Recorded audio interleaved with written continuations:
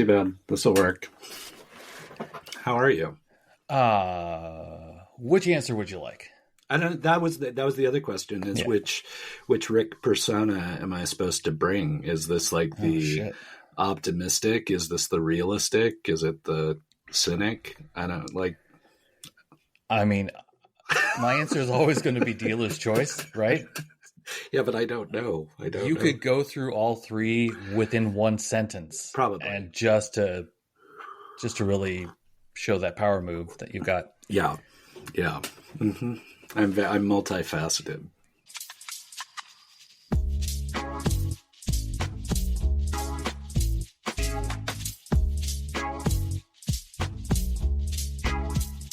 What's going on? No, that's not my question. Not much. Yeah. I mean, the world, dumpster fires, things like that. Oh, yeah. Well, at least we can stay warm. Yeah. With the cold weather coming in. I know. I was getting everything set up in my office here for speaking with you today, and made the mistake of opening Blue Sky just for a moment and scrolling for a little bit, and just like that slow motion click and back away. Yeah, is what I'm doing in my mind, and I'm actually not at a loss for words. It's just the words that are coming to mind I probably shouldn't use in public. Yep. So. Yep. Totally agree. Yeah. And like one of the things I've been trying to remind myself is like, there was a point in my life, in my adult life, where I did not have access to all of the information about all of the things all of the time. And everything, there were not necessarily great people in office doing great things back then either. And so like, I always try and remind myself that like a steady diet of doom scrolling is probably not the best for anyone's mental or behavioral health. Yeah. So it sounds like what you're saying is there have always been assholes. Yes. In office. Okay. Political office as well. Yeah. Yes. Yeah. Mm-hmm. No, I well recall. The moment that I crossed swords metaphorically with somebody in an office I was working in, and that triggered my boss having to do their job for once, which they did not like. And because I was the reason they had to do their job, I got in trouble. You're an instigator. That's what you are. I am an instigator. Holy fuck, man. And I'm here to tell you, after mumble years of doing it, nobody likes that. Yeah, no. Funny enough, that doesn't always play well. Yeah, but you all agree that this is dumb, right? And we're still going to do it anyway? Mm-hmm. Are we going to say anything about it? No. Absolutely not. No. Yeah, and just in fact, go with you the even flow. brought it up a little bit. You're out. Yep. Mm-hmm. Hey, guessing is good. Guessing is good. Speaking of guessing. Yes. How's Startup Land? It's interesting. Like, it's if I had to categorize it, I would say it feels very, Portland, Oregon in particular, feels very similar to 2005-ish right now. Like, not a lot of obvious activity, not a lot of like name brand companies or things being built, but there's momentum, and there's like people are doing things and stuff is happening. It's just not registering on, a public visibility scale at this point. So, and I wonder, quite frankly, I've largely, as you know, spent most of my life in tech, and I just Portland's tried at least 3 times while I've been in this community to become a substantial tech community. And maybe that's just not our role.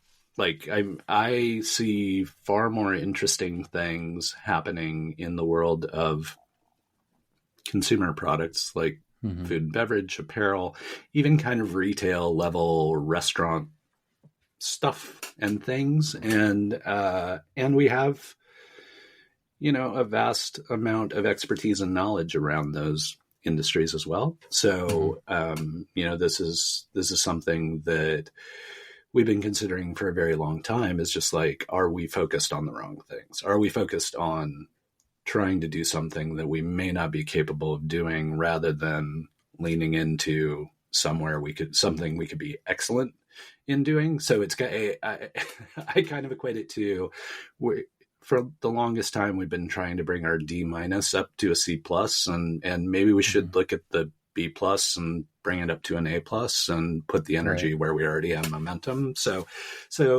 all by way of answering your question, like, more positive than it's been for the past 3 to 4 years. Like, I feel like we had some carryover in the pandemic where we still had some momentum that just kind of continued on. But it specifically dawned on me the other day that it's like, this is the first time I can recall being here when there isn't really, in the tech community, when there really isn't just like a media darling company, where there isn't, Elemental or a Jive or what have you, Puppet that people seem to know about and talk about, and we just don't have that company right now, or a group of companies right now. So I think that's another thing we're kind of like dealing with right now, is like, who is that next company that represents Portland in the world of technology? Yeah. The companies you just mentioned, did all of those get M&A'd, basically? Yes. Yeah. All the ones Jive went through an IPO. So, I mean, they were acquired by the public. So. Right. Okay. But then I think there was a post IPO, like either private equity or buyouts or acquisition kind of activity. But yeah, like that's the path for most every company around here, is that they wind up either getting acquired or getting a substantial private equity investment, which is the equivalent of getting acquired, because everything changes after that. Yeah. While you were explaining all that, I kept thinking of the word Portland or the term, phrase, sentence. Let's say sentence. I don't have to make it all highfalutin. I had a sentence in my brain. And the sentence is the following, : Portland is a crucible. And I'm wondering the extent to which, like, this is really a place for experimentation, but maybe not for growth and scale. Yeah. And that goes for consumer goods as well, with carving out space for Nike and stuff like that. But no, I think that's spot on. I think Portland is a place that falls in love with variations on a theme, and that plays very well in the consumer products industry, where you can be like, oh, I like this beer brand better than this beer brand because of the slight permutation, or I like this donut better than this donut, or whatever. And I think that's also where it's a virtuous cycle of, like, people see all the different permutations and they're like, oh, I have a perspective on that. I could create something that's slightly different than anything else out there. And then the community celebrates and champions that. They're like, yeah, go make your own coffee company, even though there are 12 coffee shops on this one block. You should totally do that. And we appreciate that as a community. There's some commercial space for lease here. There's 12 already. It could be 13. Well, and we support it. I mean, we support it with our dollars in a really meaningful way. And I don't think that's unique to Portland, but I think it is a strength of Portland, with the willingness for both as a business and as a consumer to experiment. Like, we don't get terribly locked into, like, oh, I only go here. This is my only coffee shop. I only go to Starbucks every day, or whatever. Like, people people like to experiment and experience different things. And I think that's why so many of us kind of wound up here or remain here was, a lot of the, now I don't take advantage of it, but I mean, a lot of the appeal of the region is, well, you can go hiking, you can go to the beach, you can be at the mountain, you can go to a restaurant, you can do this, you can die. And I think I would feel bad if it wasn't there.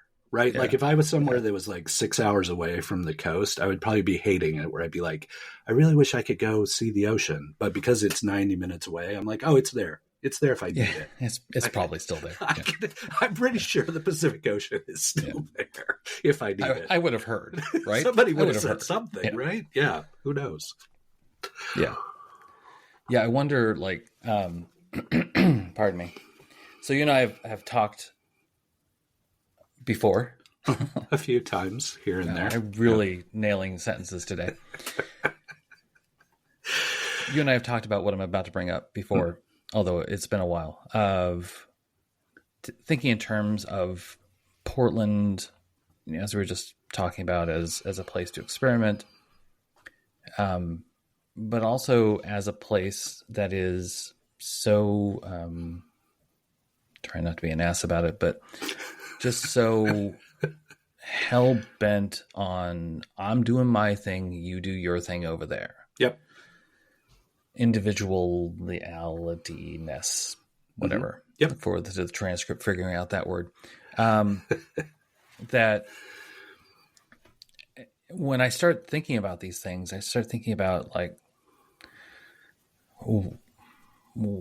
how might we, I'll put on my designy hat, how might we create space such that there's more of a shared infrastructure rather than a one that has to continuously be cobbled together, right, by people such as yourself. You've got that line in your head of, if I've answered this question N times, I need to make a video about it, or I need to make a post about it. Yeah. But it, and you have done a lot over the past mobile years. Yeah. To create sort of an ethereal, I would say ethereal infrastructure that is there for the finding. Mm-hmm. Yep. But I wonder, like, have there been other attempts to say, all right, let's but consumer goods, food and beverage. I've seen rent-a-kitchen places where people can go and experiment, but I'm wondering if there's more that exists that can be that kind of infrastructure. No, there's definitely a need for that kind of infrastructure, and I think that industry is more likely to realize and act upon that than maybe some other industries, specifically because in the world, like let's take food and beverage. In the world of food and beverage, there is a well-accepted concept of a part of that ecosystem that's called a co-packer. And it's like when you are through cooking stuff and packaging stuff yourself at a commercial registered kitchen, and yet you're not quite big enough to like invest in your own production line, there is the concept of collaborating with an existing production line to say, will you produce and package or bottle my product? And that has been an obvious pain point enough times that we're starting to see that infrastructure become more available. Like previously it had been, if you were really charming, you could convince somebody to do it for you. Mm-hmm. But we're now starting to see people think about that role as an asset to the community, the same way we think about commercial kitchens, quite frankly. We're starting to see that kind of co-packing activity. And then there's been some really good, while it's not terribly structured, just some really good knowledge sharing, peer-to-peer kind of thing. Like there are email lists or, Slack channels or whatever, where it's like, hey, I have I need this box, or I need this shipper, or I need help with packaging, whatever. Like, and people are doing a really good job of answering one another's questions. But to your point, the community, be it government or what have you, has never put significant investment into funding that infrastructure. So it still does feel kind of cobbled together, but the opportunities are more obvious, I think. Where, like, how can you expand on that? Like, where are the opportunities? Like, where do these people collect or gather to share this information? And yeah, I mean, I think it's just the by the very nature of it being physical objects and things and stuff that appears on shelves at stores. Like, I think it's just more prevalent and obvious in that regard. Like, and this is not a judgment, but like, I don't think the vast majority of folks thinking about business infrastructure in our community are terribly tech minded. Like, I think that, there's a lot of black box activity that happens in the tech world. And I think the consumer products world, we all have to eat. So like, it's a little more obvious to people where those opportunities might be. And it's more, hopefully without this sounding, it's more human. It's a more human, like you're talking to the people who are making the things. It's not, I gave this machine my credit card so that it could charge me every month. It's like, oh, you're the person who does the coffee. There's some like communal connection there as well. Yeah. Plus, humans have been doing grocery stores for a lot longer than apps. Right. That's SaaS. Yeah. And then Instacart comes along and it's like, why can't we do both? Yeah. Yes, and let's do it. Yeah, I don't know. This is the thing that I'm still trying to figure out about this place, that I haven't really found a way to fully connect with it, which is not Portland's fault. I mean, it is a little bit, let's face it. Yeah. But it's not my fault, or not my fault. It is also my fault. See, I am very good at sentencing today. I am also to blame. There we go. Let's just get it right out there. But I feel like every year, probably around this time, the beginning of a year, heading into spring, even though whatever is going on outside, PDX, TSD,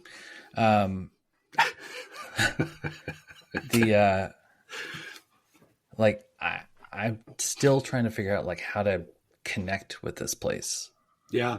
You're not alone. I mean, it's like so much of and just for context for folks listening, I've been in Portland for 30 years, and for 18 of those years, I have been very focused on community and the dynamics of the way Portland works and all those kind of things. So like, I probably think about this stuff a lot more than I should, or it's even healthy, but this is actually an intervention. Thanks. Yeah, good. Yeah. Good. Let's go. I get really objective about Portland in terms of we were joking about like, which persona am I supposed to bring? Like, part of my persona is this very rose-colored glasses. Everything's great. Portland's the best place on earth. Part of my persona, especially when it comes to things like pie, is like, this is reality. Like, this is dumb. Stop doing this. And so I tend to see both sides, and I'm a Libra. So I argue with myself all the time, but I tend to see both positive and negative sides. And the negative that you're describing, the fact that literally every person I talk to, I don't care if they've been here, they were born here 80 years ago, or if they just moved here a month ago, like, everybody's like, I find it really hard to like get connected in the community or feel where I'm supposed to be in the community. Yeah. And I think that's tangible and prevalent, but I think it's the negative of what is actually something very positive about Portland's culture, which we kind of already touched on, but it's the, like, people just geek out about their particular thing, and they become like so knowledgeable about such a niche thing, or like this small group of people who know about this niche thing, that they just kind of spiral with their own little bubble group, and that's their people, and that's what they need, because there's kind of the mutual admiration society around a particular product, but it makes it really hard to bridge those silos or bubbles, or it makes it hard to break in to those things, especially if they're not opening themselves up to new participants. And I think when you match that with the fact that people totally geek out about things, but are almost like self-conscious about, like, they don't want to brag that they're geeking out about this thing. They're like, I always refer to it like, aggressive humility. It's like, oh, I just do this thing. It's not that big a deal. And it's like, this is just my thing that I do. And so it just creates these weird cultural dynamics that, like, it's really hard to get in. Once you're in, you're in. Like, once you found your people, you're good. But if you're a person who needs input from a variety of geeky groups, there is no, like, bridging capacity there. It's really difficult to disrupt that. But it's not out and out, like, click, in the sense of, no, like, oh, you're that? Oh, no. Right. Well, I guess it is a little bit because humans, but it's not as overt, hopefully, as that. Like, oh, you're into Raspberry Pi? Yeah, we don't deal with that. But it's right. But it's like, I don't think it's done with an intent. I think it's done with naivete, right? Like, it's just, it doesn't conceptually, they're like, oh, I found this place. It must be common sense how to find this place and these people. So, like, it's just, there's not a lot of energy put into that kind of broader collaboration among different. I had a really, I hadn't thought about this conversation in a while, but, kind of coming out of the pandemic, a group of us were just kind of talking about, like, what is it that makes Portland? And if you try and think of all those things, all those people geeking out, all those silos and bubbles that aren't crossed over, like, what do all of them have in common? And it's like creativity. Like, that's really about as close as you can get, is like Portland's primary export is creativity in some form, be it a shoe or a burger or what have you. And there's all this creative stuff going on, but we're not using the power of all that creative stuff, to your point, to, like, create a cohesive momentum. It's just a bunch of, like, electrons bouncing around doing things. Yeah. There's my other metaphor. It's like Portland is a cyclotron, and it spins ideas around, crashes them together, and sees what happens. Yeah. Well, and when you do wind up in those situations where, like, every once in a while something will happen where you happen to see an environment where it is kind of cross-pollination, different folks, and it's just like amazing stuff comes out of those opportunities. I just don't think, again, back to intention, I don't think we're intentional enough about creating those opportunities. I think we just assume that they will happen magically without putting any effort into it, because we're all in a,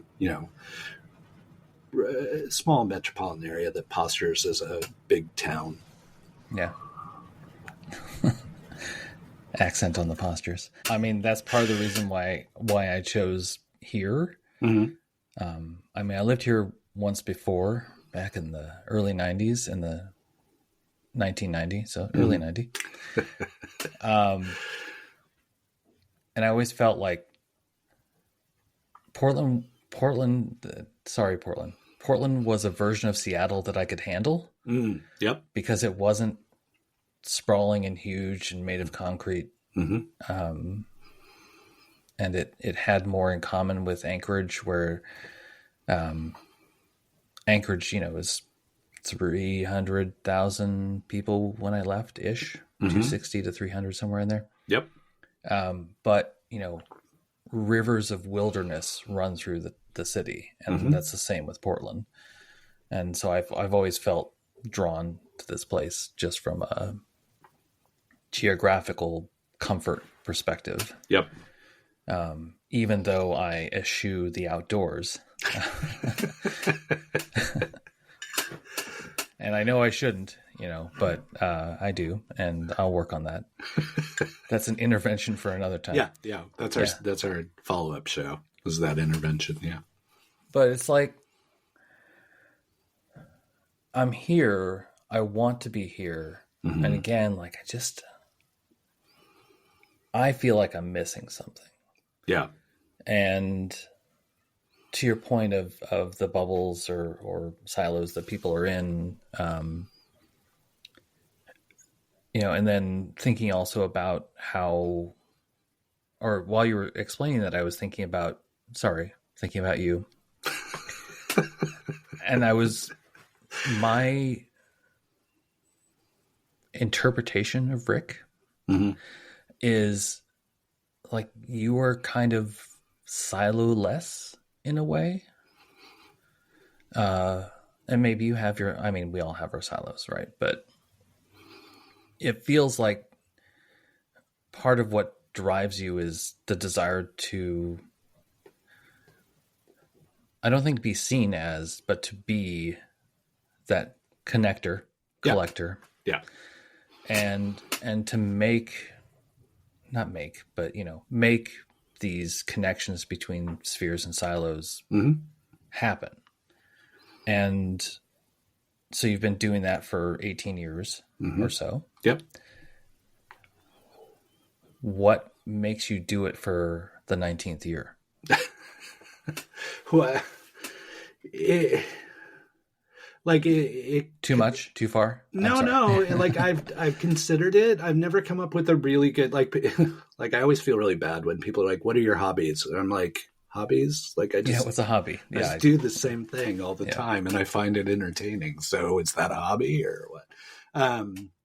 So part of it is very much just the way I'm wired. Like, it's almost like the best analogy I've come up with. And after I say what I'm going to say, you'll be like, you should be able to come up with better analogies than that. But I was an English major. Noted. And so, like, studying literature and plays and all those kind of things, like, this is very much just plot development to me. Like, at the very most basic form, I have encountered you, interesting character. I have this wealth of other interesting characters who are in the menagerie. Like, who do we introduce you to drive the plot forward? And that's like where a lot of it works for me. And especially, like, where I think I get the most enjoyment out of that is when it's a non-obvious connection. Like, that's the thing that inspires me. Like, I hear somebody say something offhandedly and I'm like, oh, because of that, I would have never thought to introduce you to this person over here. But because of that little piece that you just revealed about yourself, you two are going to be perfect to meet with one another. And that's the part that just kind of keeps me going, is people. Like, people are messy and weird and interesting. And like this gives me an excuse as an introvert to engage with people and gives me the courage to engage with people, to learn those things. Whereas if I had some other driving factor, like if I was a salesperson or trying to business with people, like, I wouldn't be as motivated to do that as just that people are interesting and, like, complex creatures. And I think so often we are perceived for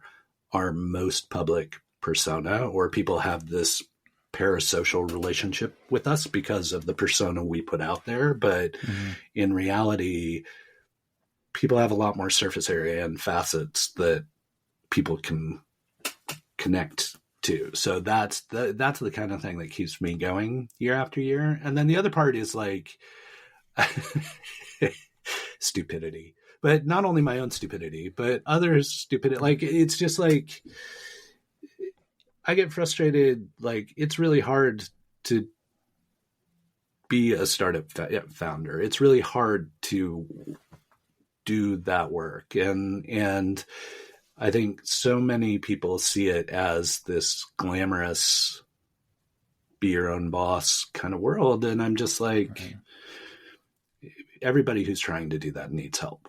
Like, no one's good at doing that, and no one can do that alone. So that's the other part, is just like, if people are brave enough to try it, I want to make sure they have all the support that they can to even if it's to fail, but at least to give them the best opportunity of exploring the idea or the business they're trying to pursue. And having been a former founder and coming to the realization that I was not motivated by that, I think that's also, it's really easy to tap into that former self and be like, oh, remember when you were doing this the wrong way and you thought you were okay? Like, so yeah, but I mean, if I had to dial it all back and answer it briefly, it's like people are messy and weird and interesting, and that's what keeps me going year after year.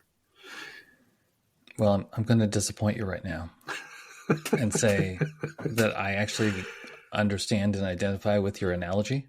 Oh, well, good. Well, maybe I'll keep it. I'll keep it. Yeah. Well, I mean, I think you and I know each other at least well enough to know maybe don't rely on me. Fair.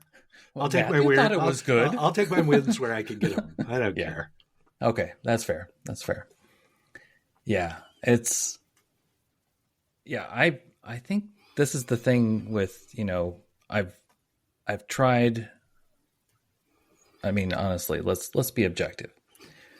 Some of the things that I've tried to connect with people here in Portland have in of themselves been okay. And I've done it through 2.5-ish times. Yep. Same general thing. Like Refresh Portland and stuff like that. And with the exception of like 3 people, I never really got the core of what you were just saying a moment ago is, as I would phrase it, like having a startup, having a business, it's almost never ever meant to be a solo activity. Right. Like if you really want it to thrive or even have a chance of making it, it is a team sport. Since we're throwing out mixed metaphors all over the place. And I think one thing I've never done is really sit down and say, are the things that I'm doing, is it me that's keeping the team from forming? Is it the thing I'm doing that's making the team, keeping the team from forming? And maybe I need to stop, again, being objective here. Yeah. Maybe I need to stop trying to be the person who's running things and turn around and be the person who supports other people. Yeah. And these are things that because of one, ADHD, I already got distracted from the previous sentence. And 2, I think because I live in this room, literally. Well, not literally, but yeah. I mean, it is my house. Whatever. I do. Be quiet. Anyway. I don't know. Yeah, and I think the other... I don't even know what I'm trying to say. I hear the subtext of what you're trying to say, which from my perspective Fix me, Rick. is also that, again, positive, negative. Portland seems to have this vibe of I can do whatever I want and it will be somewhat successful. Like I have the potential of being successful at doing whatever I want because this place is so open to new ideas and permutations and slight iterations that if I have my own unique perspective, then if I have the courage to lean into that opportunity and take that chance, then this is the type of community that will support that, help make that successful. Like that's the perception. And I think to some extent that's true. But I also think Portland has just kind of this current that's impossible to swim against. It has a very strong current about how things actually work, what actually has the potential of being successful around here. And it's non-obvious where that current is or which direction it's flowing for any given community or discipline or what have you. And so I think it's a confusing place because it's the most inherently passive aggressive nexus of activity ever, which is why I love it. Like, I mean, that's part of what I appreciate about it, but it is like, I do find myself constantly getting into arguments with myself about like, again, are we forcing something that can't actually succeed here? Or is there something else that we're not quite doing right that would make that successful here or make that take hold here? I think a really good example that both you and I have experienced is like, you could, in terms of events, you could try and import an event that has been successful hundreds of other places to Portland, and it will fail miserably 9 times out of 10. You could recreate exactly the same event with exactly the same dynamics and just call it something and say it started here, and it will more likely be successful than bringing in existing infrastructure or whatever. Like it's just a weird aspect. It's the kind of ingrained hipster, not built here kind of mentality. So not built here. Segue. I don't think you're supposed to say segue out loud. I always do too. I'm like, bad segue. Here we go. Bad segue. Here we go. Yeah. Hope you're sitting down. Built Oregon.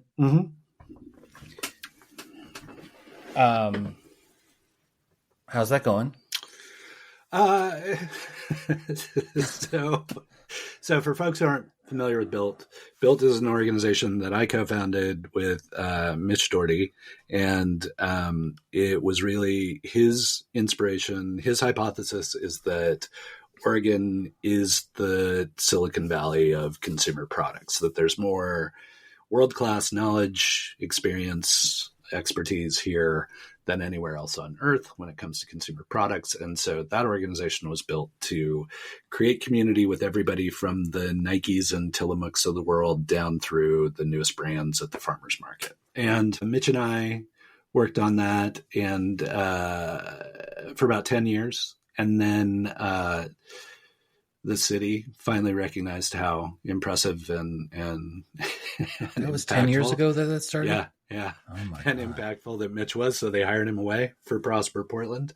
And so Mitch is like, here, go keep doing things with Built. And I'm like, I'm not that guy. But the executive search is going really well. We're going to bring in a new executive director.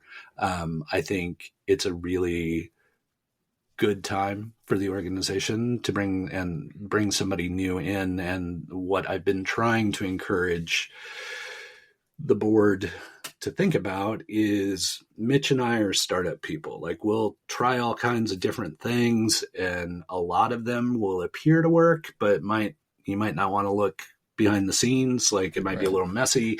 And so this is a really good time for the organization to simplify and streamline the bulk of the services it delivers and to really lean in where it's been most impactful. And so that's really where we're looking to this new leadership to be somebody who can help operationalize, simplify, storytell around the work that we do.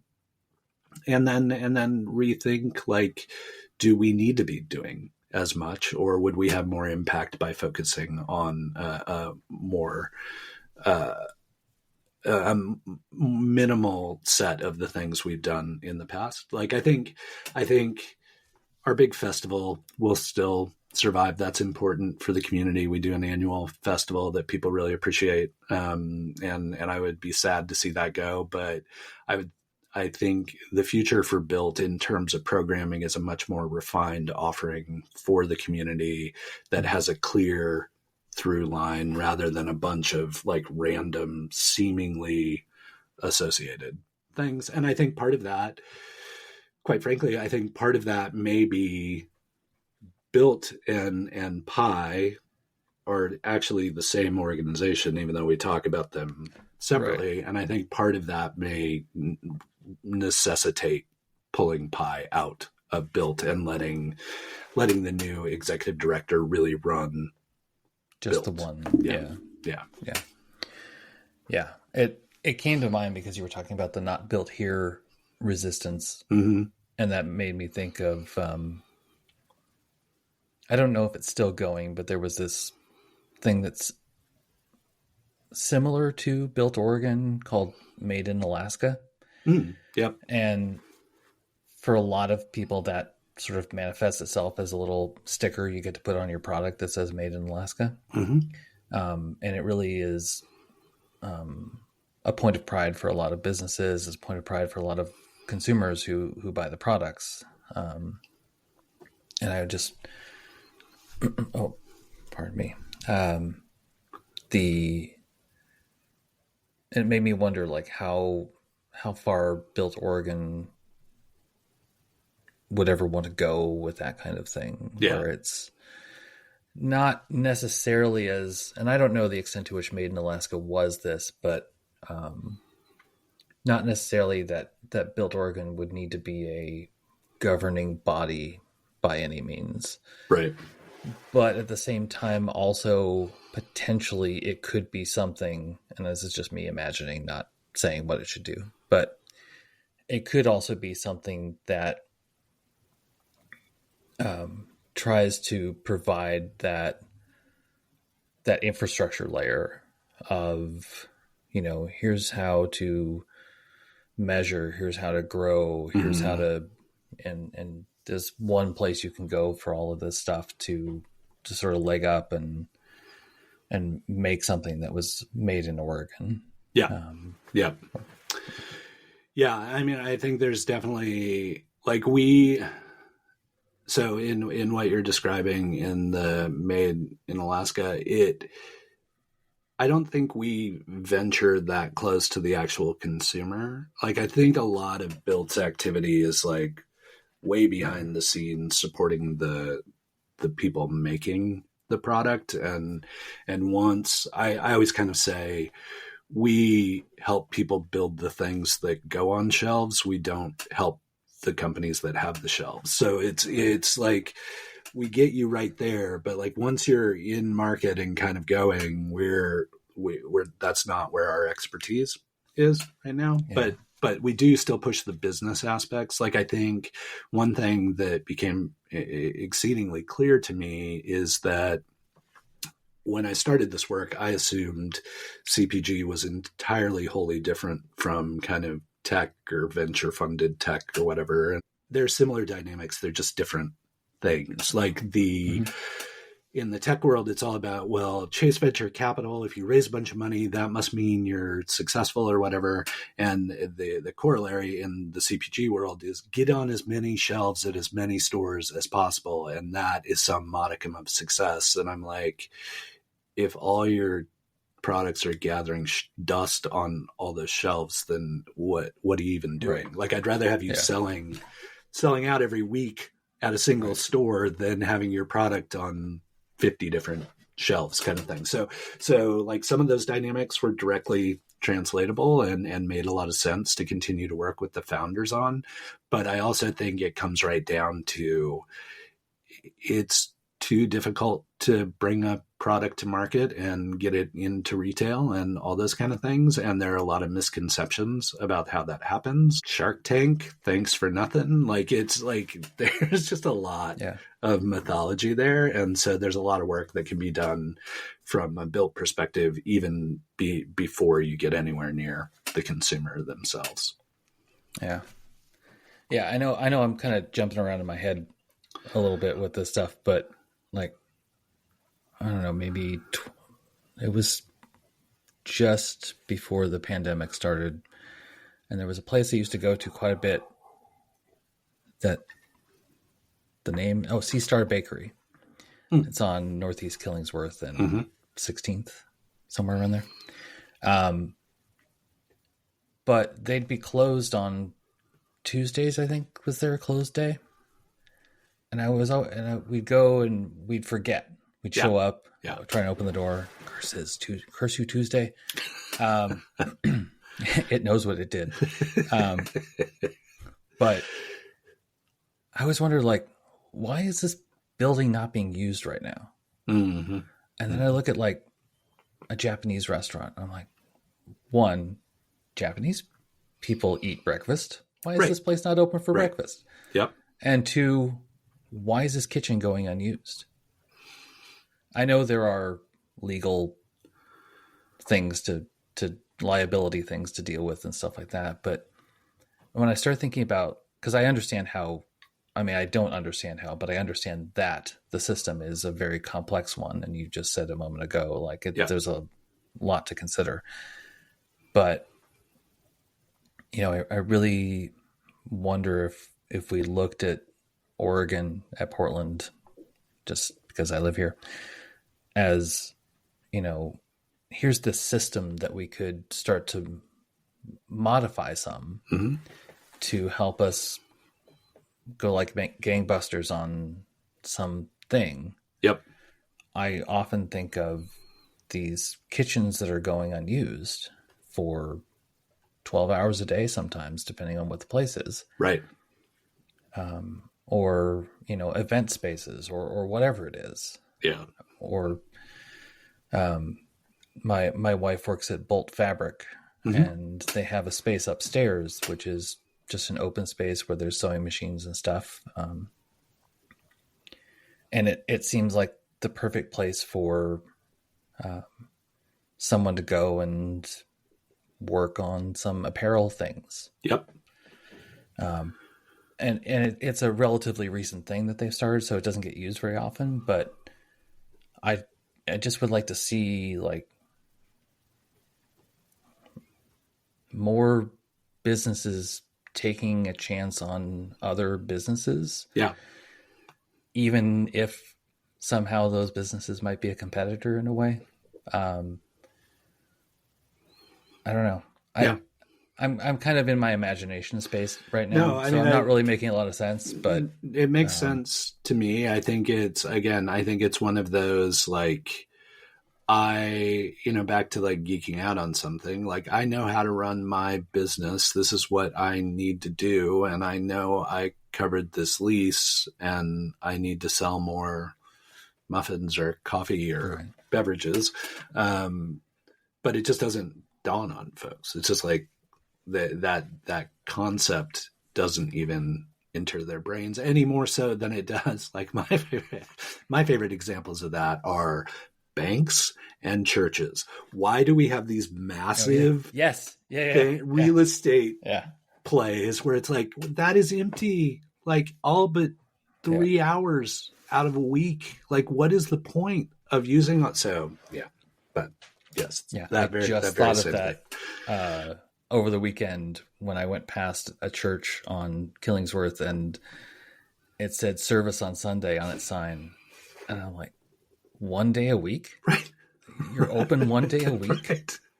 Right. And they generally have massive parking lots and gigantic structures. And, maybe they do some kind of preschool or daycare, but like beyond that, it's like if the congregation isn't there, the building's empty and unused. And it's just like, there's definitely, to your point, there's infrastructure without the logistic and operational know-how of how to fully take advantage of that infrastructure. It's only single-use kind of infrastructure that could be used more effectively, for sure.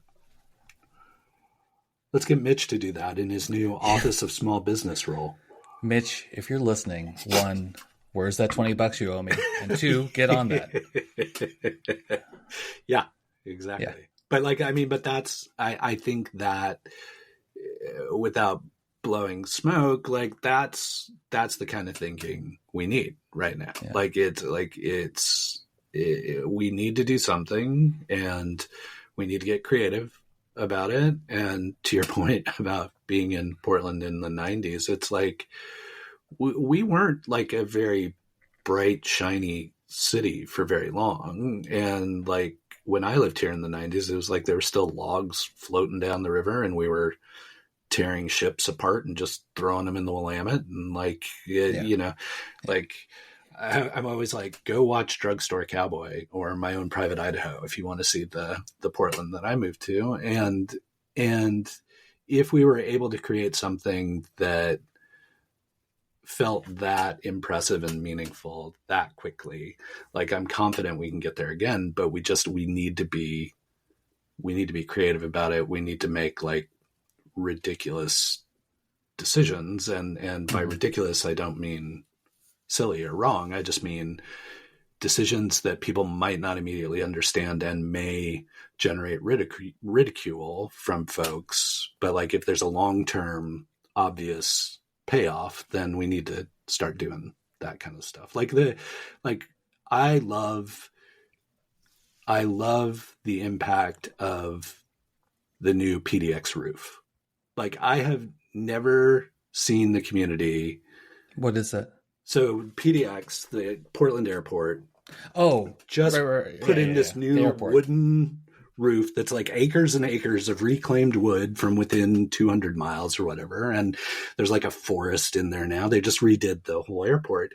And that's probably the first time I know of historical times when Portland has been super proud about things like that. But that's the first time in a long time where I've seen Portland really step up and be proud of something that's been done. And it's like, did you really need to do that? Right. No. Yeah. But did it have a meaningful impact? Absolutely. And is that the first thing in the last 5 years that I've seen generate positive news about Portland? Yup. And it's an amazing structure, but it's beautiful in there. It's the roof of an airport.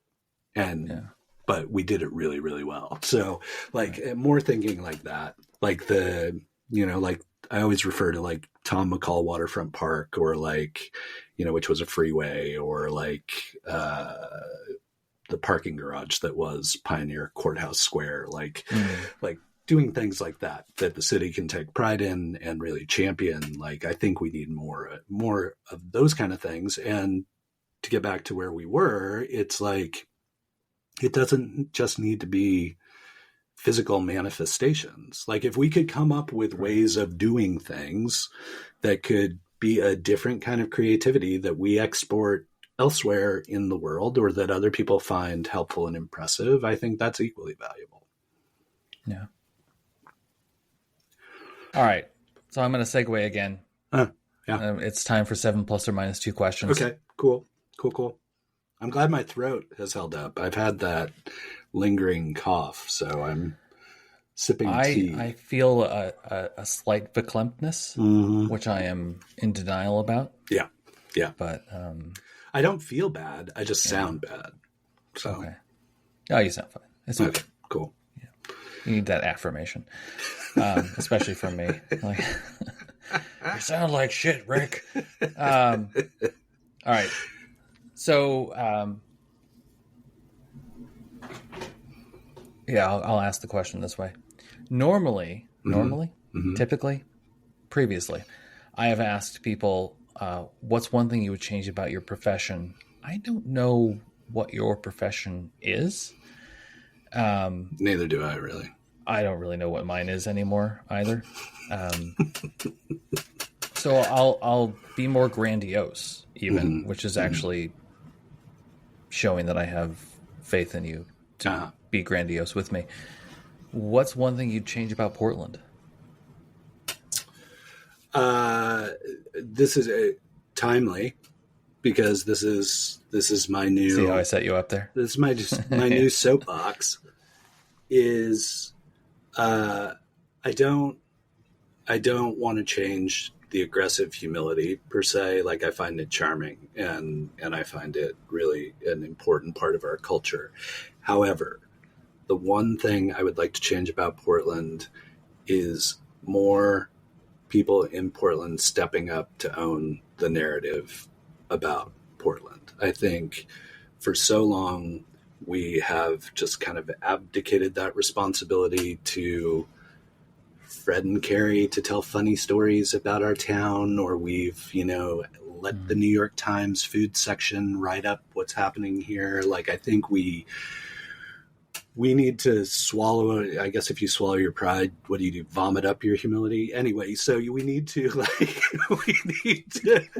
suppress a little bit of that humility and really be proud and drive the narrative about what's happening here. Because if we don't, then we wind up with what we've had for the last 5 years or so, which is, if we don't own the narrative, then everybody else does. And they can tell whatever stories about Portland or Oregon that they want to. So own the narrative is what Portland needs to do. And that's how it needs to change. Okay. All right. Next question. What do you wish people cared more about?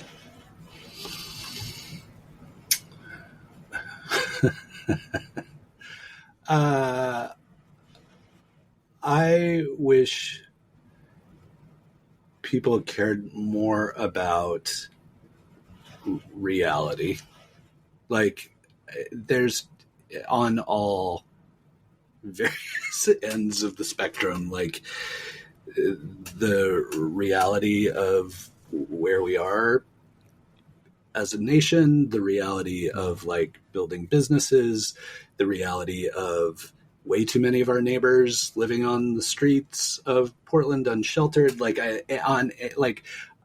I would really love to see people embrace reality more regularly and just like be as part of that reality, imbued with empathy. Like, I think there's some combination there that would behoove each and every one of us, myself included, to be far more realistic and empathetic with others. Yeah. Yeah, I haven't figured out the best way to say this line yet, but there's something about, I think people are hesitant to offer empathy to other people because, again, I haven't figured out a great way to say this, but because they don't like what those other people are doing. I'll say that just like as simplistically as possible. Yep.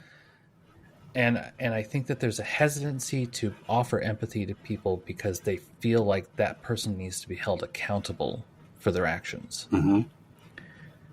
And I'm going to jump on the bandwagon a little bit and say, bandwagon? Soapbox. And bandwagons move, soapboxes are stationary. Yeah. I have to stay on the move so they don't find me. It's a bandwagon that sells soap. There we go. Perfect. Yeah. That I feel like, here's my lofty phrase, like, we can't have justice in this world without empathy. Mm-hmm. Like justice, empathy like justice, like if not everyone has it, then nobody has it kind of perspective. And I think that that's part of what keeps people from reaching out, even metaphorically, through empathy, having empathy for other people, because they're like, but I don't like what they're doing. It's like, well, you can have empathy for how they got there, right, and still not like what they're doing. Yeah. We can still hold people accountable, and that should be, in my mind, a neutral term. Like, I can hold you accountable for being awesome. Sure. Yeah, of course. It's not usually how people phrase that, but you know, it's so anyway, I'm with you on that, is the long-winded way of saying that. Well, and I think whether it's back like lizard brain level humanity stuff, like I've never understood why empathy has been seen as a weakness. Like, you have to be a much stronger person to be empathetic than you do to be angry at somebody. Correct. Yes, we are better than everyone else. That's where I was trying to get to. I'm glad. Oh wait, no, that goes against the humility part. Wait a second. Whoops. I'm sorry. Wait, right. Whoa. Yeah. Whew. Too far there, buddy. Yeah. Yeah. Cut that. Yeah. I'm terrible. There we go. Perfect. All right. Next question. What's the best meal you've ever had?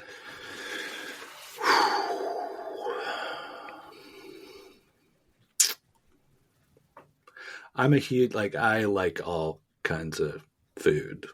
The best, honestly, it probably goes back to when I was a kid, and it wasn't necessarily even what one would call a meal, but for a little too much history about me, I was a wrestler all through junior high and high school, and I cut weight like pretty severely.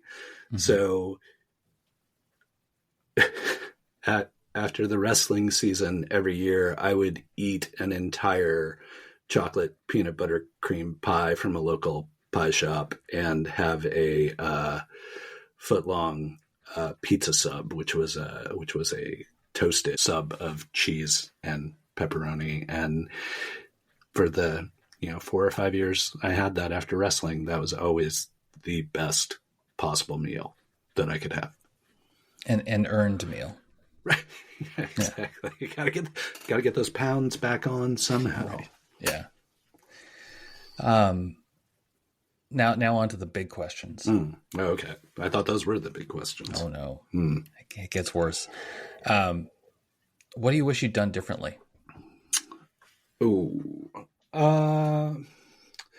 I think I wasted a lot of time being a perfectionist from my perspective, when now with the benefit of hindsight, I can see that even that obsessive perfectionism was not without flaw. I'll go back and read a piece that I edited 25 times, and it's like, oh, there's a typo in the first paragraph.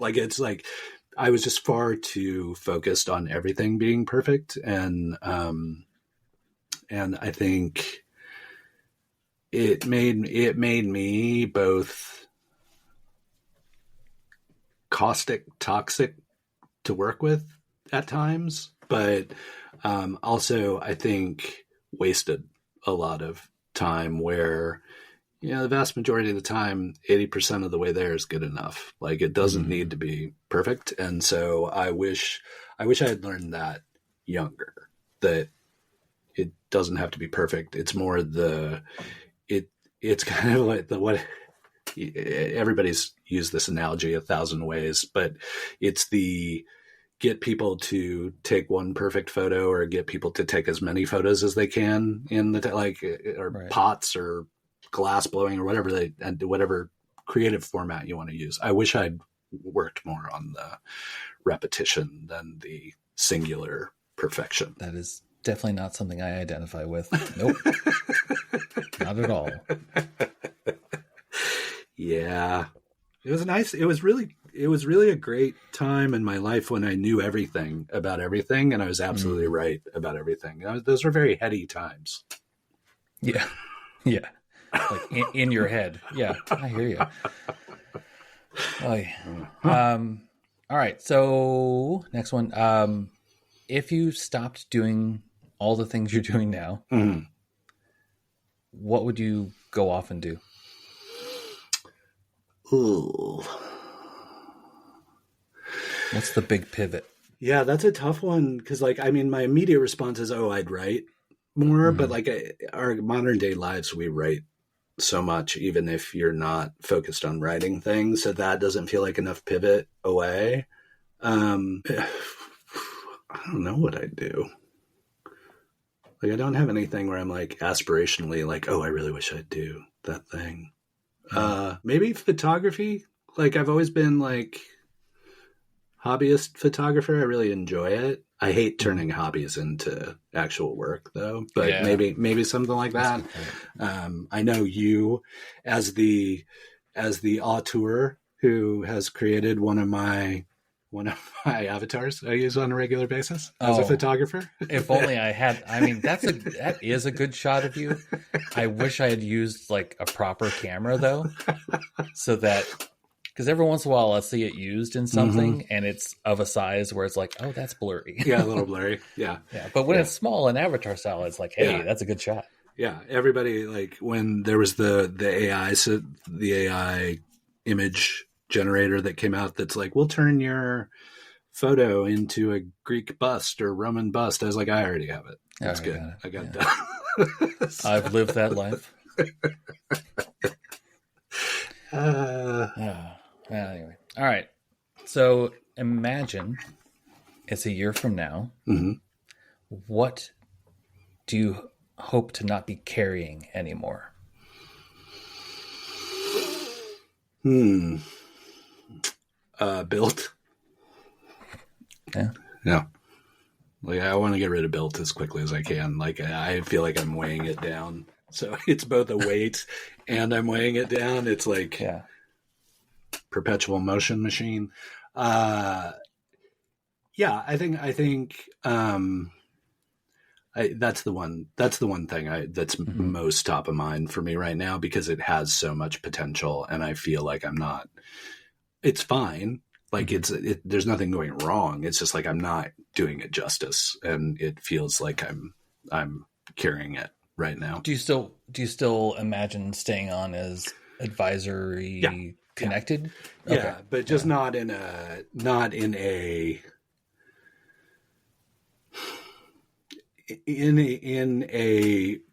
purely advisorial way, not in a like this is what we should do, but like this is my opinion. Right. If you're going to do that, here's what you might want to look out for, kind of thing. Yeah.